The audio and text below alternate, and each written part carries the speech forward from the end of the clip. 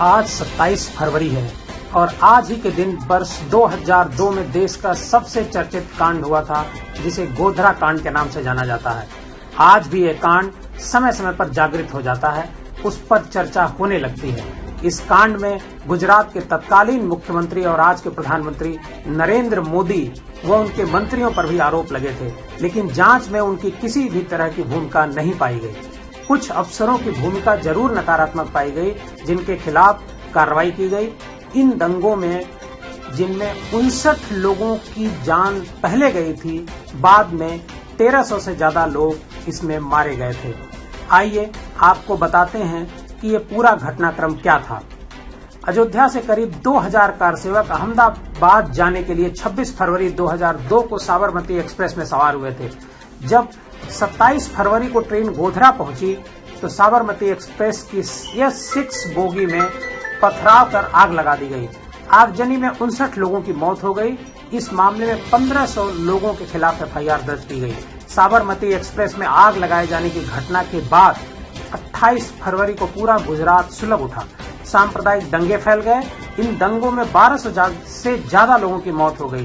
गोधरा में ट्रेन जलाने के मामले में गिरफ्तार किए गए लोगों के खिलाफ आतंकवाद निरोधक अध्यादेश कोटा लगाया गया था। गुजरात सरकार ने कमीशन ऑफ इंक्वायरी एक्ट के तहत गोधरा कांड और उसके बाद हुई घटनाओं की जांच के लिए एक आयोग का गठन किया। पुलिस ने सभी आरोपियों के खिलाफ IPC की धारा 120 भी लगाई। बाद में गोधरा कांड के आरोपियों से कोटा हटा लिया गया। 2002 के दंगों में गुजरात पुलिस पर इस मामले में निष्क्रिय रहने के भी आरोप लगे थे। 3 दिन तक चली हिंसा में सैकड़ों लोग मारे गए थे, जबकि कई लापता हो गए। यह भी आरोप था कि गुजरात के मुख्यमंत्री नरेंद्र मोदी दंगाइयों को रोकने के लिए जरूरी कार्रवाई नहीं कर पाए। हालांकि 18 फरवरी 2003 को गुजरात में दोबारा भाजपा की सरकार चुनी गई और गोधरा रेल के आरोपियों के खिलाफ फिर से कोटा लगा दिया गया।